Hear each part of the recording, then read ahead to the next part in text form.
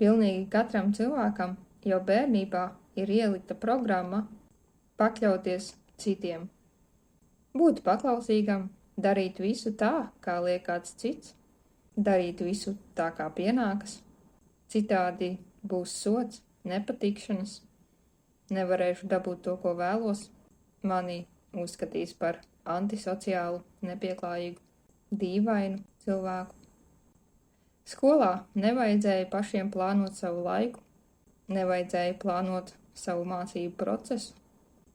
Vajadzēja vienkārši paklausīt, vajadzēja mācīties tieši to, ko kāds māca, tieši tā, kā māca, tieši tad un tādā tempā, kā māca. Vajadzēja izdarīt visu precīzi tieši tā, kā kāds cits saka, pēc kāda cita cilvēka plāna.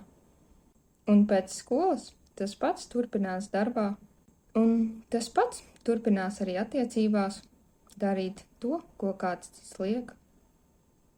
Tu izpildi visu to, ko tev pieprasa apkārtējā vide, bet tas tevi attālina pašu no sevis.